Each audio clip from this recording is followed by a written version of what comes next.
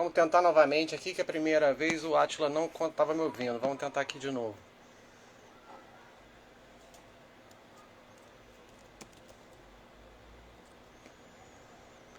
Só um minutinho.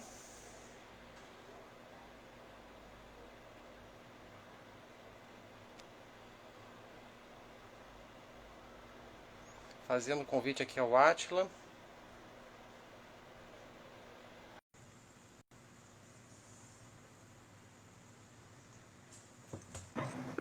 Vamos ver se agora vai. Agora vai, Átila? Agora estou te ouvindo, Ronaldo. Opa, já aconteceu esse problema de outras vezes. Aí eu inicio a Ah, live, mas a pessoa não me ouve.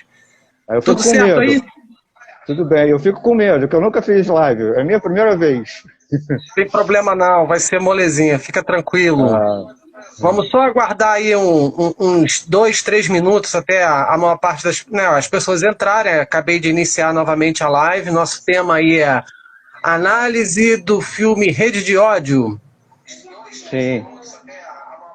Espero que todo mundo tenha assistido. Quem não assistiu, é, vale a pena porque é um filme muito bom. A gente vai procurar fazer uma análise sem dar muito spoiler, né? Quem não assistiu o filme ainda vai ter oportunidade de assistir e depois É, criticar também. é isso que eu ia te perguntar. A gente vai dar spoiler? Algum a gente vai ter que dar, né? Porque a gente acaba falando do filme, mas acho que a gente vai despertar mais a curiosidade das pessoas do que contar toda a história, né? A É, história a gente evita uns pontos chaves, então. vamos tentar só despertar a curiosidade das pessoas, falar dos assuntos aí, né, relativos à filmografia, à cinematografia, como você sugeriu. Eu gosto da ênfase aos aspectos políticos do filme. Ó, Uhum. agora no momento temos 3 pessoas nos assistindo. Tem a Fernanda, Luciana, né? Ih, peraí que eu passei a mensagem errada. A outra Luciana entrou, obrigado. Tá acompanhando aí também, né? Sim.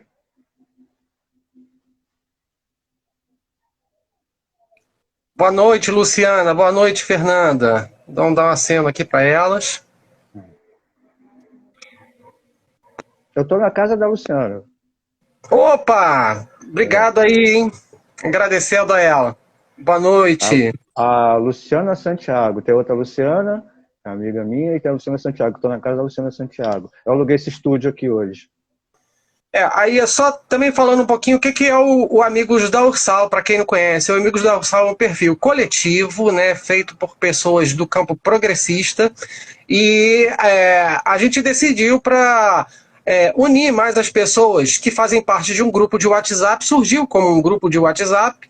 Hoje as pessoas desse grupo estão cada vez mais interagindo. A gente já fez uma live há mais ou menos uns 10 dias atrás, que foi a nossa primeira aqui no perfil do Amigos da Ursal do Instagram.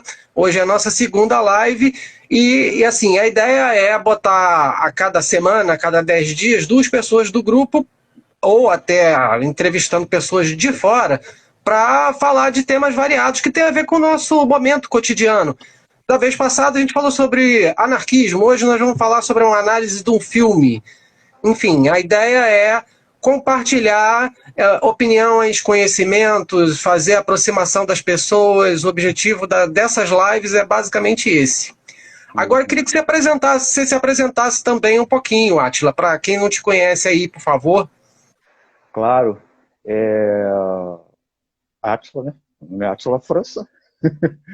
E eu sou dedicado a essa área de cinema há muito tempo. Eu sou amante de cinema há muito tempo, desde criança mesmo. E aí, a partir de 2010 que eu comecei a escrever na internet. Tinha um blog chamado Situação. Então, aquele blog eu falava de tudo, né? De assuntos do cotidiano, política e tudo mais. Mas eu era dedicado muito a cinema. Aí tive esse blog, sei lá, acho que durou uns 7 anos. Está lá ainda, né? Só que eu não escrevo mais nele. Agora tem um site, que é o estruturanarrativa.com.br, e eu escrevo mais agora no site, numa plataforma chamada Blast News, que eu escrevo os artigos sobre cinema e séries e tudo mais. Eu escrevo muito nessa plataforma agora. Passei para análise de filme, geralmente da Netflix. Eu não posso fazer análise de filmes do cinema, né? Porque não existe mais de cinema, né? Cinema No acabou, momento. né? Infelizmente. Né? No momento a gente está só com o streaming, né? Mas, enfim, Tá é, quebrando galho. é o que dá. Aliás, assim, até para a gente iniciar falando agora do filme Rede de Ódio, né? Rede de Ódio, em inglês ele tem o título The Hater, em polonês. Vou me arriscar a falar polonês aqui, hein? Vocês me perdoem. Sim. Sala Samoboko Hejter. Gostaram do meu polonês? Ainda bem que não deve ter nenhum polonês aí assistindo, senão ia me puxar a orelha. Mas enfim, o filme ele era para ser lançado no telão, né? A pandemia que fez ele migrar para o streaming quase que imediatamente, porque não haveria chance dele aparecer no cinema. Então ele migrou para o streaming e a gente teve a oportunidade de ver aí um lançamento indo direto para Netflix, né? Uhum. No caso, você é mais corajoso que eu, Ronaldo. Eu tô com a colinha aqui, que eu nem me arrisquei a tentar falar o nome dos atores, diretor, do roteirista, que é em polonês. Se fosse em inglês ia ficar mais fácil, né? Então vou tentar aqui. Mas eu queria saber se você sabe disso, porque assim, geralmente no mercado mundial, quando é um filme que não é dos Estados Unidos ou de um país de língua que fala a língua inglesa, né? O que acontece? Eles pegam, tem o título, e aí eles divulgam, colocam um título em inglês. Entendeu? Então, na verdade, The Rater é o título que eles colocaram em inglês. Eu não sei se você sabe disso. Você sabe o que quer dizer isso, esse título em polonês originalmente? Você tem essa informação? Não tem a tradução exata, mas eu imagino que Register seja hater ou alguma coisa assim. Estou fazendo um mero chute aí, mas diga para mim, conta aí para mim. Não, eu estou te perguntando, que eu não cheguei a pesquisar isso. Mas o interessante, isso é só um detalhe, né? Mas o interessante é que a gente tem, você lembra, né? Que a gente tinha muito antigamente aquela zoação aqui no Brasil com os títulos em português. Que aí o filme tinha um título e a tradução passava português não tinha nada a ver, as coisas meio engraçadas até. Mas não é o caso assim o título que foi escolhido aqui para o português, né? Rede de Ódio. Ficou um título bem pertinente, né? Você não acha? Sim, bem pertinente. Com o filme, acho que guardou também relação com o título em inglês, né, mas o título original em polonês, eu acho que ele também guarda relação, mas enfim. Vamos falar um pouquinho da ficha técnica do filme antes da gente começar a abordar as questões. Você falou que eu não tenho a colinha, eu tenho uma coluna gigantesca. Tem a colinha aqui só, na minha frente. Eu tenho uma coluna gigantesca aqui na minha frente, que o nome das pessoas realmente é muito difícil de falar para nós, né? É muito complicado. Até para começar pelo ator principal, Maciej Muzialowski, o que vive o nosso personagem principal, que é o Tomás Dienza. Ele é chamado durante o filme de várias formas, né? Tomás, Tomek e Tomala. Tomek era o mais usado, né? Que era o apelido dele. Isso, e em família, né? Lá na família que o recebeu, que o acolheu, ele é chamado de Tomala. Mas vamos fazer um breve resumo do filme para quem não assistiu, né? O personagem principal, o filme começa ele sendo acusado, né, na faculdade de ter cometido, na faculdade de Direito, de ter cometido plágio, e é expulso da universidade nesse momento. O filme começa aí. Assim a gente começa a ter uma ideia, né, já começa com um problema grave. Ele tem a faculdade financiada por dois tios que pagam a faculdade dele, e ele omite essa informação, que ele foi expulso. Ele prefere manter durante algum tempo, nesse início do filme, a ideia de que está tudo bem, de que está tudo normal e tal. Porque dois tios, né? Na verdade são tios emprestados, mas ele considera como tios e até faz questão de chamá-los de tios, né? Uhum. E, enfim, é porque na verdade ele também está apaixonado pela que seria a prima emprestada dele, que é a Gabi. Gabi, né? Gabi, vivida pela atriz Vanessa Alexander. E os Essa tios. ficou fácil, né? Essa ficou fácil de falar, Vanessa Alexander é fácil. E os tios são Zofia e Robert Krasuki, vividos respectivamente por Danuta Stenka e Jacek Koman. Uhum. Não é isso?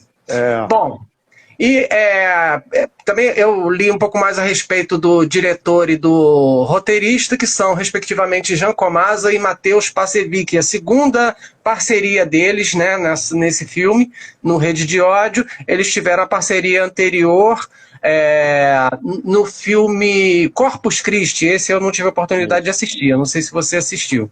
Não. E eu pesquisando sobre eles, não exatamente sobre eles, né? Que eu acho que esse roteirista ele não estava num outro filme do Jan ou Jan? Jan, né? Acho que é Jan Komasa.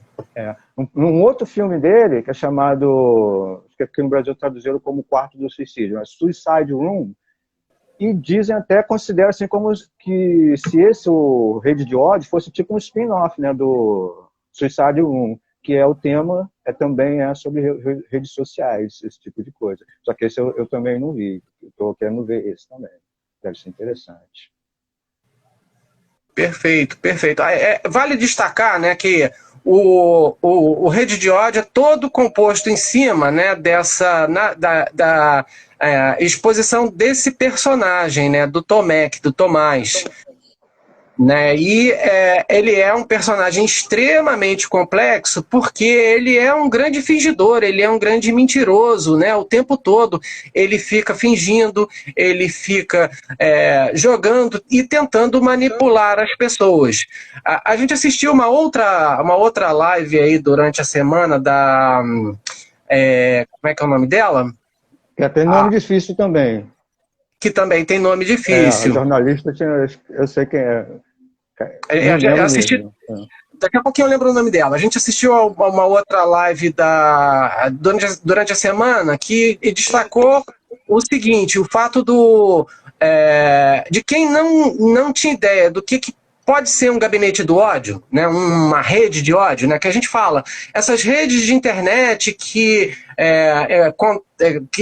são empresas contratadas para disseminar o ódio. Quem não tinha ideia do que isso poderia ser, vendo esse filme, passa a ter uma ideia bem clara do como é que pode funcionar um gabinete do ódio, uma rede de ódio. Porque logo depois que o Tomek ele perde ele é expulso da faculdade, ele até para poder se manter, ele precisa arrumar um emprego.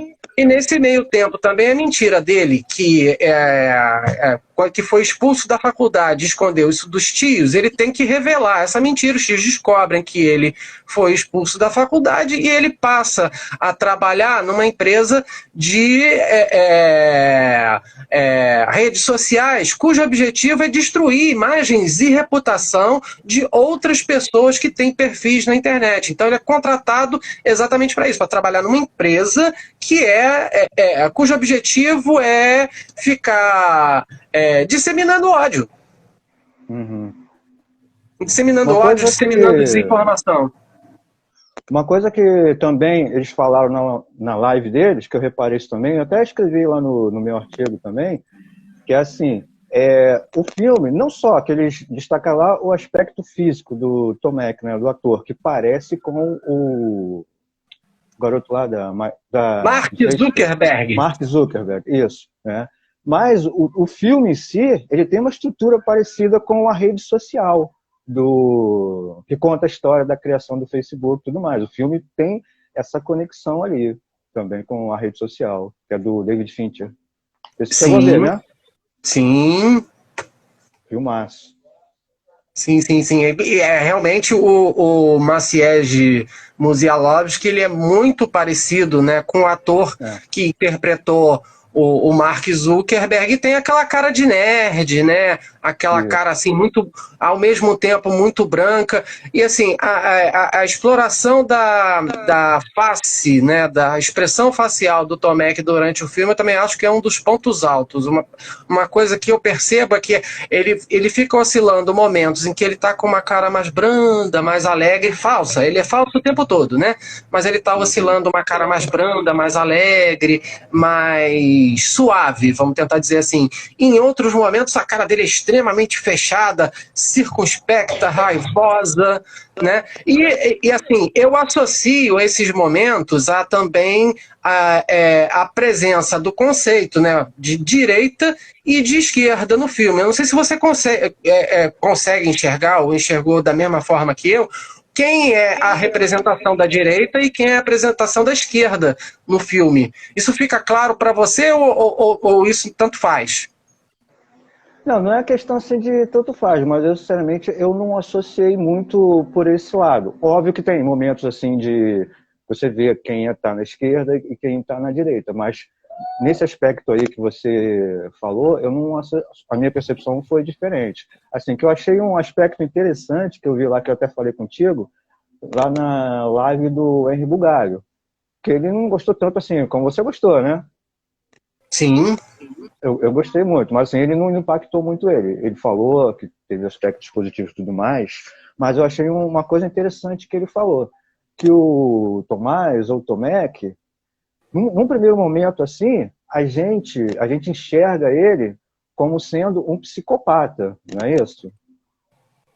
É o filme todo ali como um cara que ele tem aquele objetivo dele traçado, não importa para ele quem ele vai ferir no caminho dele, no caminho que ele vai traçar. Sim, então no caminho dele já era, não importa quem seja. Então, é só que isso aí também deixa uma coisa, eu estou até fugindo um pouco do assunto aqui do que eu ia falar do Henry Lugar. Vou fugir aqui, depois eu volto, tá? É assim, tudo é uma obra de ficção. A gente não tem uma conexão muito forte sim, com a realidade, mas é uma obra de ficção. Então, ele não tem um compromisso assim de ser uma coisa real, né? De ser esse cara é um psicopata, né? Então ele toma certas liberdades que assim você também pode entender que ele é simplesmente mal, né? Porque o filme deixa algumas dúvidas. Tem alguns momentos que parece que ele fica na dúvida. Pô, isso aqui que eu estou fazendo tá prejudicando as pessoas, né? É rápido, né? Tipo assim, ele faz a maldade e caramba, olha só o que eu fiz. Mas é rapidinho também esses momentos, né? Um psicopata ele Sim. não tem isso. Psicopata não. Em alguns momentos ele se dá conta do resultado das ações dele, mas Sim. ele não se arrepende. Ele fica assustado, mas ele não se arrepende. Só, assim, eu vejo. É porque eu acho que essa questão de política como pano de fundo para a rede social, né, tanto que é apresentado no filme, como que a gente tem no contexto político do Brasil hoje, acho que as duas coisas elas são muito próximas. Assim, os tios Krasuki, eu os vejo como se fosse representados como a esquerda no filme. Uma esquerda que é ao mesmo tempo progressista na forma de ideias, mas também é mostrada com uma certa visão ultrapassada. E quando ele se relaciona com esses tios, ele passa a ter uma visão.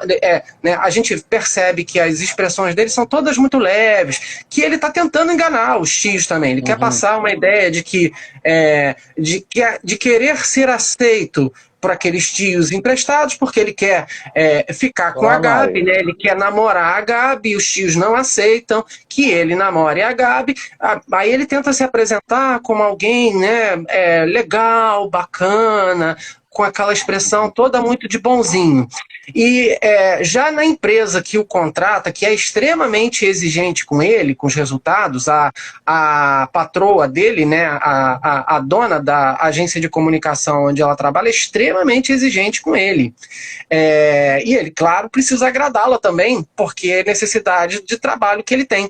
E já ela eu vejo como a direita como uma direita extremamente exigente e tal, uma direita extremamente cobradora, e ele oscila, né? Ele oscila nesses dois pontos. Ele gostaria de ser aceito por aquela esquerda que é mais progressista, que tem uma visão de mundo mais aberta, mas ele não é aceito, ele não é bem-vindo. E aonde ele consegue mostrar o seu valor é justamente para aquela dona, que é a dona da agência, que é extremamente exigente com ele, e tira, né? É onde ele consegue mostrar o seu valor. O problema é que ele tem um valor, né? O valor dele é exatamente não guardar remorso nenhum do que ele faz. Ele é contratado para fazer, é um sujeito que não tem ética, né? Ele é contratado para fazer um determinado serviço, ele faz o serviço. É claro que a gente percebe alguns conflitos, porque ao mesmo tempo ele quer agradar aqueles tios que ajudaram a ele, mas ele também guarda uma raiva enorme daquelas pessoas que são progressistas, muito humanas, querem receber todo mundo, né? Posam como se fossem muito receptivos, mas elas se negam a recebê-lo no seio da própria família. E isso cria nele um ressentimento muito grande.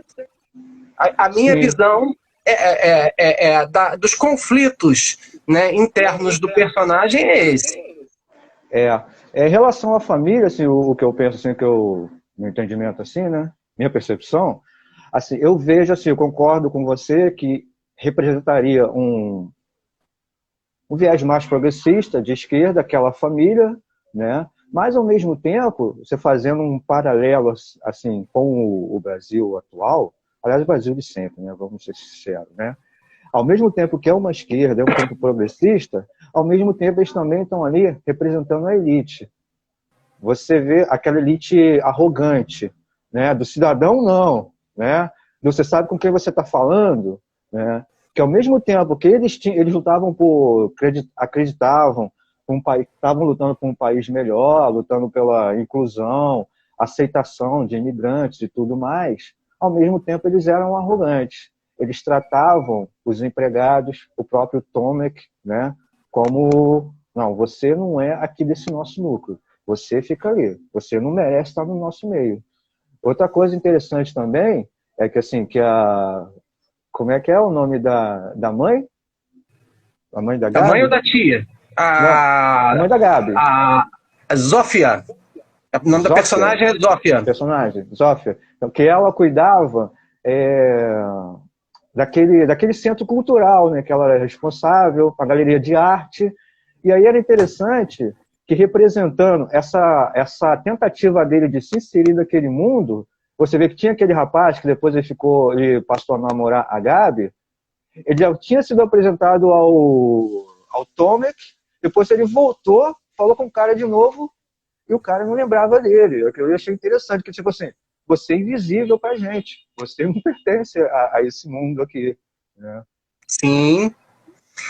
Mas assim, a sensação que eu tenho, né, que eu tive com o filme, que o Tomek, ele não era bem-vindo em lugar nenhum, nem na esquerda, que era uma esquerda, né, a família progressista, logo de esquerda, muito elitizada, que não o via com bons olhos, e a dona da empresa, que é a Agatha, o nome da personagem é Beata Santorska, vivida por Agatha Kuleska. Ele também não era exatamente bem-vindo ali, ele era valorizado porque ele dava conta do serviço que ele fazia. Ele fazia bem o serviço que ele era contratado. Ele tinha ótimas sacadas do mal, vamos dizer assim, para criar estratégias de destruir perfis e reputações via internet. Ele sabia como fazer isso. Então ele era valorizado por essa habilidade maligna que ele tinha, né? Essa capacidade. Eu acho que ele tem, né? O personagem tem uma capacidade muito grande de identificar possíveis falhas nas outras pessoas, né, que têm seus perfis nas redes sociais, e explorar os preconceitos que as pessoas têm por trás disso, né? Ele sabia, né, assistindo o filme a gente percebe muito claramente que é um personagem que fica tentando manipular todo mundo o tempo todo, e ele manipula muito melhor através das redes sociais. Ao vivo e a cores, ele não é um bom manipulador. Ele meio que se entrega, né? Assim, a gente vê que ele só finge, mas nas redes sociais, através das redes sociais, ele tentava manipular mesmo. E, assim, até mesmo fazendo esse jogo duplo, né? De tentar uma aproximação dos tios e trabalhar voluntariamente como é que é? No museu, não, na galeria de arte. Estava sempre lá tentando dar uma ajuda para os tios, mas também o outro lado trabalhando na agência. E o ponto mais interessante do filme é quando esses mesmos tios passam a apoiar um candidato progressista às eleições. Esses tios eles são dos principais apoiadores de um candidato progressista às eleições, que é o Pavel Rudinsky, vivido por Maciej Stur, e ele é contratado também, ao mesmo tempo, pela agência para destruir a reputação deste candidato. Então, aí chega num momento que o filme ele se torna ainda mais intenso, que não bastassem essas diferenças aí de aceitação, enfim, essa relação confusa que ele tem com esses dois lados, ele ainda passa a ser contratado da agência para trabalhar na campanha contra, né, na campanha de disseminação de ódio, fake news e tal, aí em relação ao Pavel Rudinsky, que é apoiado pelos tios. Não é isso? Aí eu acho que se torna ainda mais intenso os conflitos dele durante o filme. Em relação aí àquela empresa, né, seria tipo uma agência de marketing, né, aquele escritório de ódio que ele trabalhava lá, assim, é óbvio, né, assim, numa obra de arte a gente tem várias interpretações, não precisa ser somente aquela visão do diretor.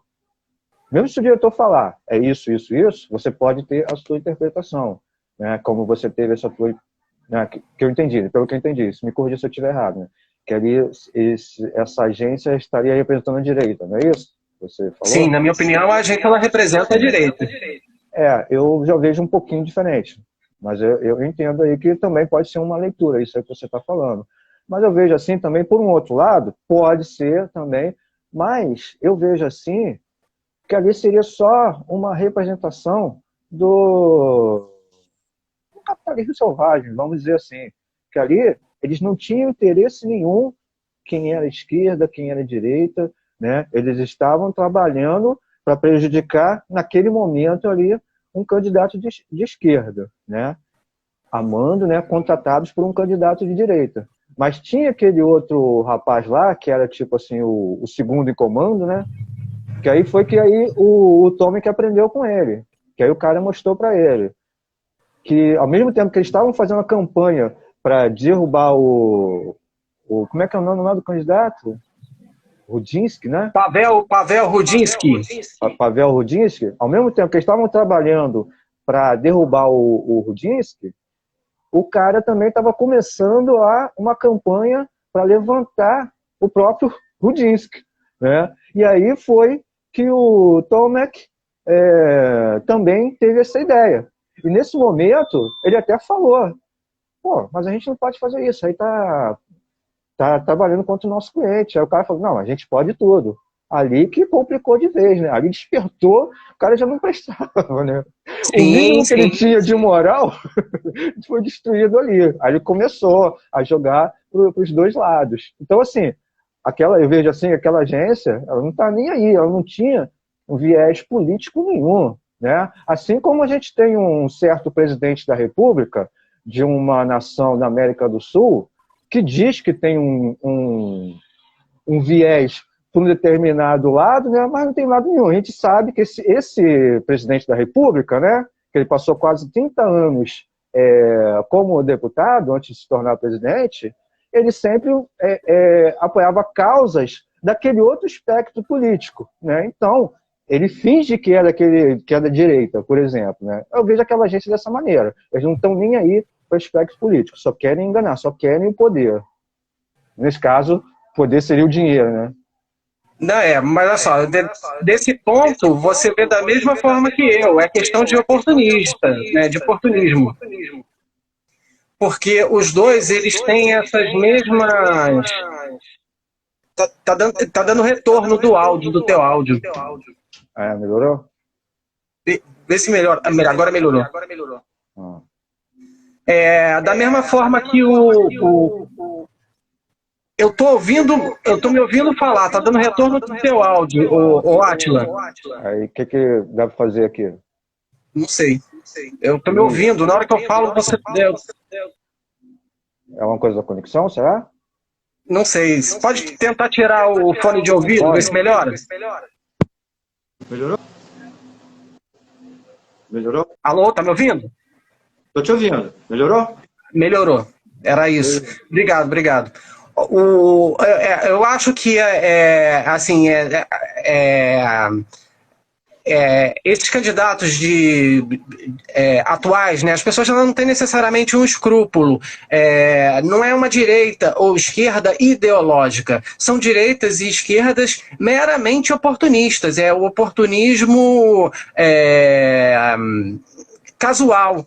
Entendeu? Eu acho que a representação da agência que eu coloquei como sendo de direita é meramente aquele momento que eles estavam aproveitando para combater um candidato tido como progressista e utilizando uma série de memes e teorias da conspiração. Quem vai ver o filme vai guardar a similaridade da política polonesa com a nossa, porque a reprodução de ideias anticomunistas, né, e antiglobalismo, todo o arsenal de ideias é basicamente o mesmo, só substituído por uma ou outra coisa para aplicação local. Mas a cartilha, vamos chamar assim, de como fazer a disseminação de notícias falsas é basicamente a mesma. Atacar um progressismo que não deu certo, apelar por pautas conservadoras. Enfim, a cartilha é muito parecida com o que a gente vê no filme, né, um filme polonês, o que a gente tem aqui no Brasil. E, a outra ideia que eu faço também, quando eu vi que ele começou a trabalhar não só pelo candidato, né, aliás, contra o candidato Pavel e a favor do candidato Pavel, é meio que aquele negócio de jogar lenha na fogueira. Ele ficava mexendo com os dois lados, ficava ali para estimular o conflito. O que você acha que ele queria com aquilo? Não importa qual lado que vencer, se ele queria ficar no lado vencedor, você acha que pode ser isso? Tanto faz a esquerda ou a direita? Para um sujeito que não tem escrúpulos, eu não vejo problema nenhum. Se ele, o Pavel ganhasse, ele ajudou na campanha, se aproximou do cara. Se a empresa para onde ele trabalhasse conseguisse destruir o Pavel, ele ia ganhar também ali. Então ele fazia esse jogo duplo o tempo todo. Ele fica nesse jogo duplo o tempo todo. Até porque ele não é um ser político. Ele mesmo, durante o filme, a gente percebe, ele não tem interesse político nenhum, ele não tem escrúpulo nenhum, ele não tem moral. Ele trabalha pelos próprios interesses só o tempo todo. Né? E não importa, né? Não importa que tenha que mentir. Aquilo que eu estava falando antes, que eu acho importante falar, que eu não cheguei a comentar, que era o lance lá do Henry Bugalho, que ele falou uma coisa que eu achei muito legal, que como a gente já chegou a comentar aqui, a gente tem uma tendência, né? Quem for ver o filme vai pensar, esse cara é um psicopata, né? Mas isso aí, como ele apontou no vídeo dele, é um pouquinho problemático, porque aí você tira a responsabilidade das pessoas que fazem aquilo. Entendeu? Porque, assim, somente um cara perturbado mental que faria aquele tipo de coisa, que disseminaria o ódio, trabalharia numa agência daquela. Sendo que a gente tem uma sala cheia de pessoas, cheia de jovens ali que estavam trabalhando, que todos eles não seriam psicopatas, né? Eram pessoas comuns que estavam ali por dinheiro. Eu não vou dizer que todos ali eram maus. De repente tinha uma pessoa que tinha muita necessidade, precisava muito daquele emprego e fazia aquilo. Engolia qualquer tipo de escrúpulo que tivesse, mas porque tinha uma necessidade, eu não estou justificando.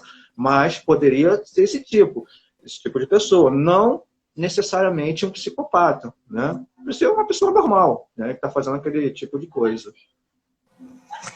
O que eu percebo também é que na hora que ele começa a, como eu falei, botar lenha na fogueira, né, esquentar cada vez mais, é também para que surjam algumas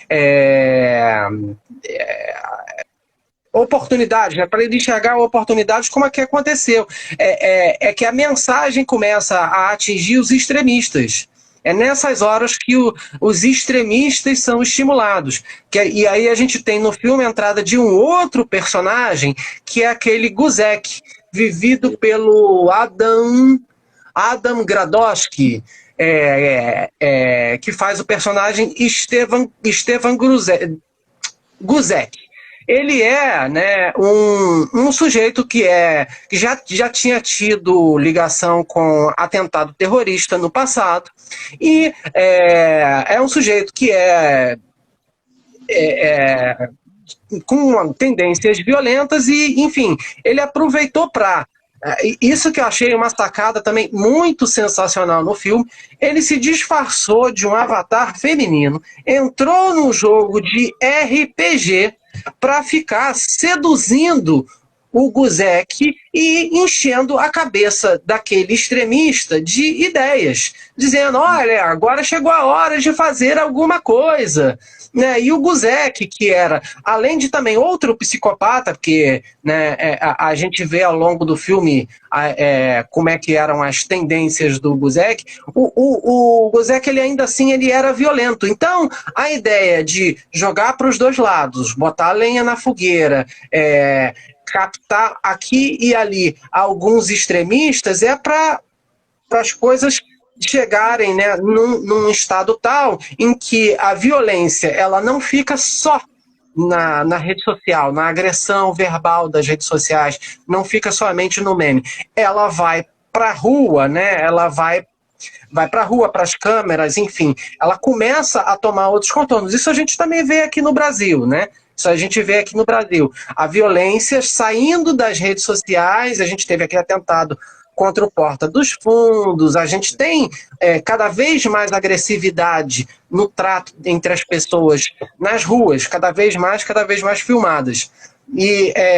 Mas enfim, a sacada do filme, eu queria também a tua opinião a respeito disso, de ele o Tomek se disfarça no avatar feminino, entra num jogo de RPG para estimular e captar o Guzek para o seu projeto de vingança pessoal. Ele fica incitando o Guzek a chegar às vias de fato para, né, ele colocar adiante sua vingança pessoal. Queria a tua opinião aí a respeito dessa parte do filme. O Guzek, ele era uma figura mais problemática que o próprio Tomek, né? Tomek, né? Porque ele tinha uma visão política. Ele era um extremista, né? Ele tinha aquela coisa de que os imigrantes estão roubando nossos empregos. Ele era um cara preconceituoso. O Guzek, sim, ele tinha uma visão política. Ele era um extremista de direita, né? E perturbado também. Já o Tomek, não, né? Ele era um oportunista. Eu separei aqui, eu estava escrevendo aqui, porque ficou parado aqui, né? Está subindo aqui, eu não li, né? Mas que ficou muito tempo parado, nossa amiga Viviane lá da Ursal, ela perguntou lá se o Tomek ele se ele não teria nenhum valor ético ou seria uma pessoa perturbada. É aquilo que a gente falou lá no início, assim, quer dizer, que eu disse lá no início, assim. Aí vai depender da nossa visão, né? E, assim, a nossa tendência é achar que ele era um psicopata, que no caso, então, ele seria um perturbado, né? Mas também você pode entender de que ele era simplesmente um canalha sem nenhum valor ético, né? E tem uma cena lá que é muito emblemática dessa visão que você pode ter de que ele era só um cara que não tinha, simplesmente um canalha sem nenhum valor ético, é que tem, não sei se você lembra, quando ele pede comida, lembra essa parte? Lembro que ele vê um imigrante com o olho roxo, né? Aí ele até sente uma certa pena do imigrante, mas enfim, como ele estimulou o discurso de ódio pela internet, a gente vê nesse momento aí como ele estimulou o discurso de ódio pela internet, o imigrante acabou sendo vítima da violência que ele mesmo estimulava. Ele olha para aquilo, ele percebe que ele é coautor, né? Pelas suas iniciativas, ele percebe que ele é coautor, mas é aquele negócio que você falou, isso passa poucos momentos, ele faz aquela cara de assustado, ele entende o que aconteceu, mas eu acho que até no fundo ele sente um certo prazer nisso, porque ele vê que o trabalho dele está dando resultado. Mas Deus, a cabecinha maluca dele é isso, o trabalho dele deu resultado, olha lá, ó. Uhum. A gente pode falar os pontos fracos agora? Claro, pode falar o que você quiser. Lembra? Parece até aquele quadro que tem na Globo, né? Que agora eles pararam, como é que é o nome? Choque de cultura, lembra? Tipo um choque de... Sim, choque de cultura, vambora. Pontos fracos! Assim, que eu vejo assim, é como eu escrevi lá no artigo. Eu achei um filme muito interessante, ele é impactante, mas eu não vejo ele como um grande filme, um filmaço. Eu não vejo que ele está no mesmo nível daqueles que eu citei no artigo, que é o Psicopata Americano, a Rede Social, eu não lembro se eu citei algum outro. E eu li um artigo também que o site ele fez a comparação com esse filme com o Taxi Driver. E você vê, cabe certinho um personagem com o outro, né? Mas, assim, voltando aqui aos pontos fracos do filme, é que ele é um pouco lento, né? Eu entendo lá as pessoas que também não se apegarem muito, porque ele é um pouco lento. Essa história... A narrativa é difícil. Só fazer uma parte aí do primeiro ponto fraco que você citou. Ele até pode não ser um filme definitivo, né? E daí ele não é um filmaço. Mas você até mostrou um outro artigo dizendo que ele pode se tornar uma série. Eu acho que ele tem possibilidade de se tornar uma série. Então, exatamente porque ele não é um filme definitivo, ele abre outras possibilidades, né, de filmes ali, né, de histórias correlatas que podem gerar uma série. Mas fala aí agora do segundo ponto, da velocidade da narrativa. Assim, a velocidade da narrativa é muito confusa. Porque ele é longo, e você vê que ele é longo sem aquela necessidade de ser longo, entendeu? Ele ia ficar mais interessante se ele fosse um pouquinho mais enxuto. Ele exagera um pouquinho, assim, nesse sentido, que eu vejo assim, a minha opinião. Mas, para mim, o principal mesmo, assim, que me desagradou um pouco, né, não chega a ser furo de roteiro, mas é uma coisa que não fica muito verossímil. É assim, você vê aquela Beata, né? Beata. Né? Caramba, a mulher é raposa no galinheiro. Aquele cara, ele não ia enganar ela daquele jeito que ele enganou. Aquilo ali foi bem problemático. E também o Disney. Tudo bem, a gente pode entender que o cara tinha os valores, tinha uma certa ingenuidade, mas um político ele não ia ser ingênuo daquele jeito. Então, estava tudo sendo facilitado muito para acontecer para ele, né? Até a própria família mesmo, né? Eu acho que isso ficou bem problemático. Como ele conseguiu os objetivos dele de uma maneira bem, bem fácil.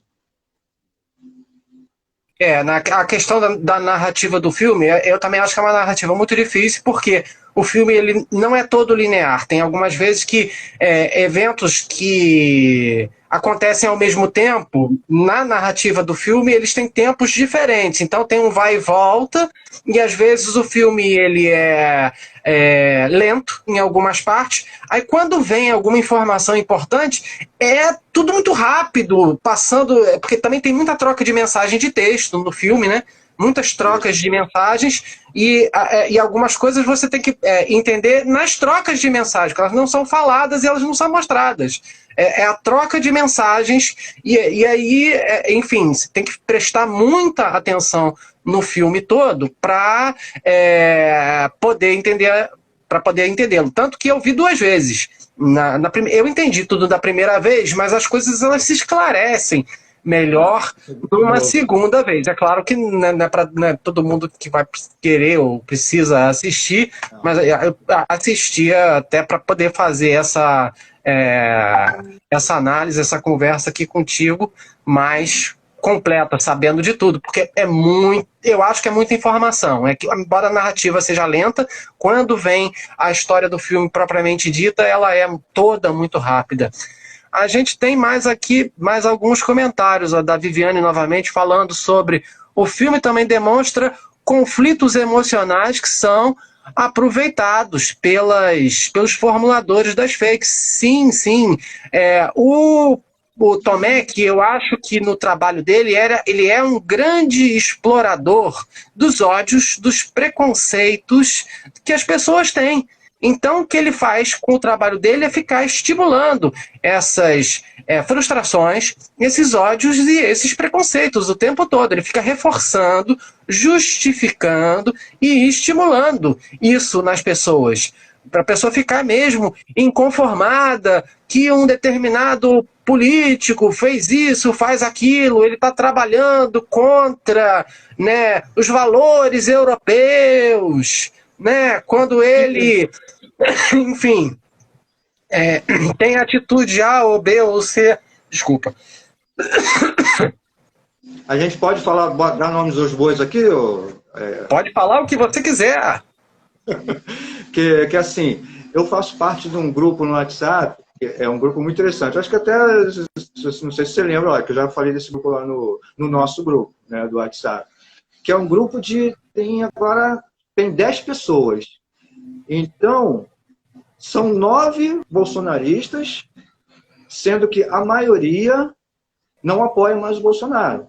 Agora é crítica direto lá ao Bolsonaro, né? Só que tem uns 3 ou 4 que estão lá, continuam no mesmo esquema. Só que, na verdade, somente um deles que está lá se manifestando. Os outros estão sempre quietinhos. E aí, esse que está sempre... Por isso que eu estou falando isso, porque tem uma conexão com o filme, né? Com esse cenário que o filme demonstra. Esse que está lá, sempre anunciando, ele não debate ideias com você. Ele só coloca vídeos que são fake news, né? E, por exemplo, agora até parou, né? Mas há poucos dias ele estava numa onda aí de críticas ao Felipe Neto. Quanto tempo o Felipe Neto está aí na área? Quanto tempo a gente já tem esse programa, esse grupo no WhatsApp? O cara nunca se importou em falar de Felipe Neto. Ele só se importou em falar de Felipe Neto porque veio toda essa campanha de ódio. Uhum. Uma campanha de perseguição contra o Felipe Neto, sim. E aí ele começou. E aí o cara, ele não percebe que ele está sendo manipulado. É justamente isso que o filme mostra também, né? Sim. Eu até me dei o trabalho de estudar um pouco sobre a situação política da Polônia, até para poder traçar um comparativo com o nosso aqui, né? Enfim, desde a queda do Muro de Berlim até hoje, lá se passam 30 anos, né? Aproximadamente o nosso período de redemocratização também é um fluxo relativamente parecido. A gente pode traçar comparativos aí em cima disso.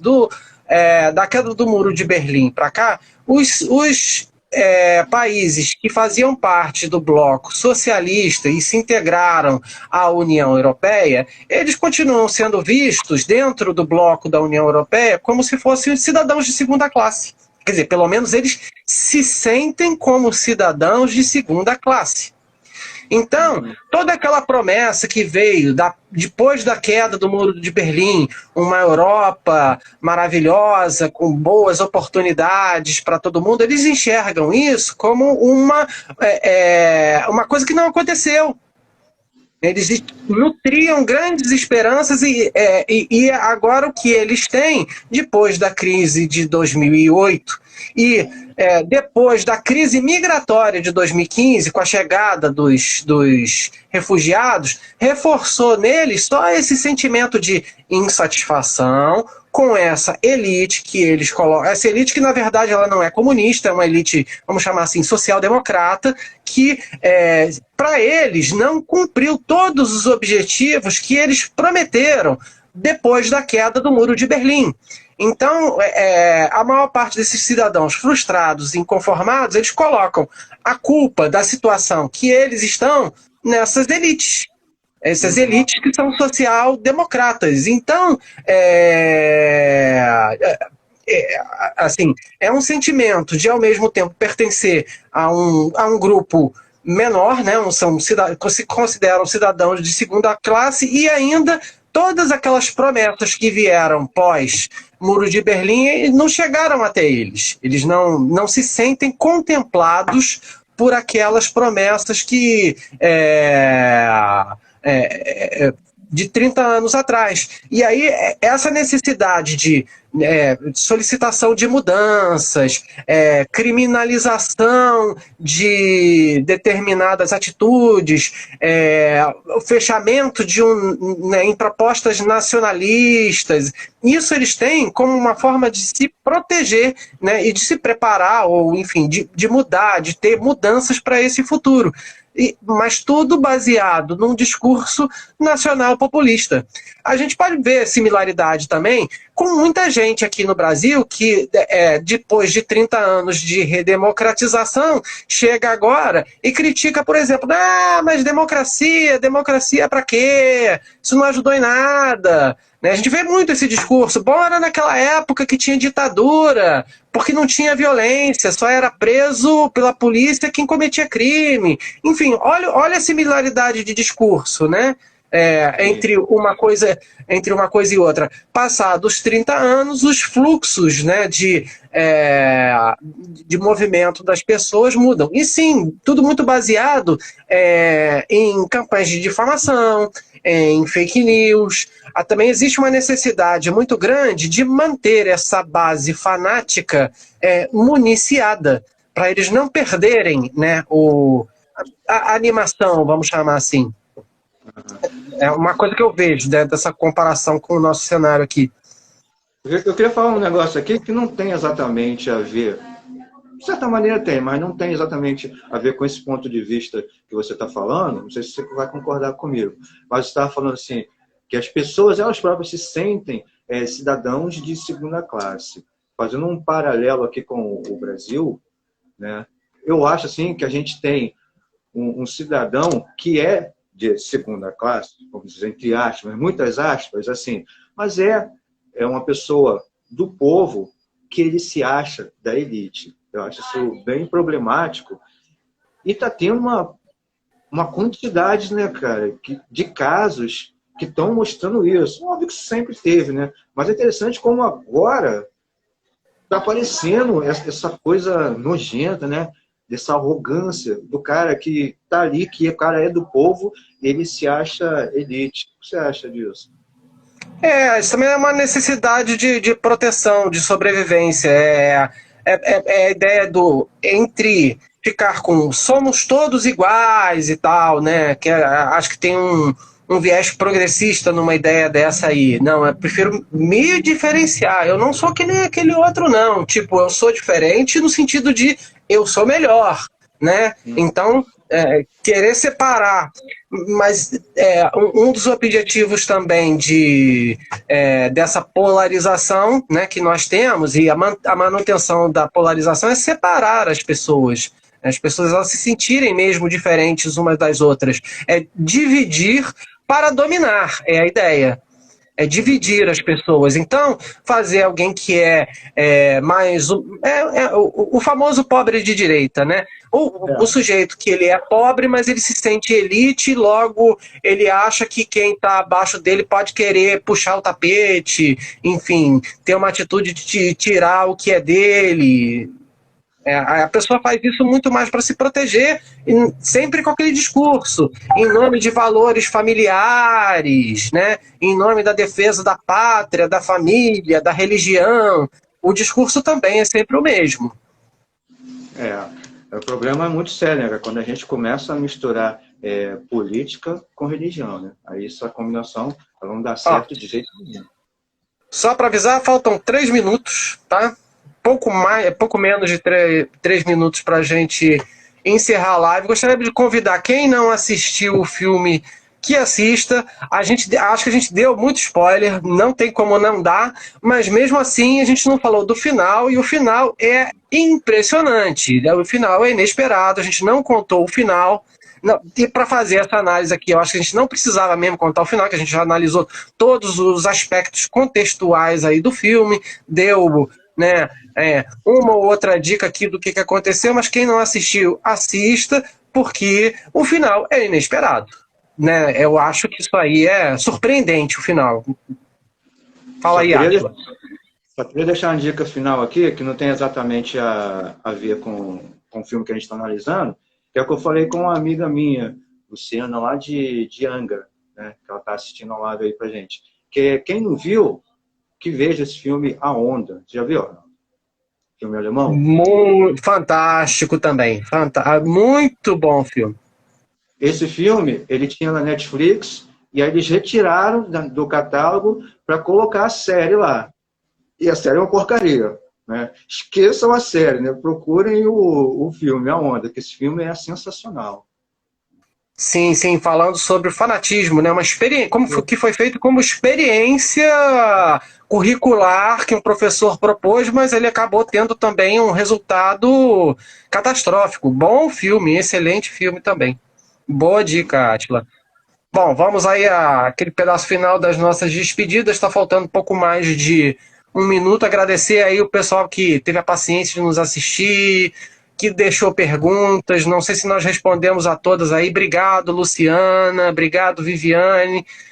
Obrigado, Fernanda, que nos assistiram aí. Se vocês tiverem alguma dúvida, sugestão, pode deixar. Esse vídeo depois vai ser colocado no IGTV. Obrigado ao Átila. Só para avisar para o Átila o seguinte, esse canal aqui é livre. Se você quiser fazer entrevista, convidar alguém, a casa é sua, tá, Átila? Essa aqui é a minha segunda live aqui fazendo, mas o canal é de todo mundo, tá? Quem quiser vir aqui, abrir uma live, convidar alguém e falar de um assunto, o canal é livre, tá? Ok, a gente se vê na próxima, então. Queria agradecer a todo mundo que estava aí com a gente assistindo, em especial aqui a Luciana, que é dona do estúdio aqui que eu estou, né? E é isso, né? Boa noite para todos. Valeu, gente. Muito obrigado, viu? Uma boa noite. Fiquem bem. Tchau. Tchau, tchau.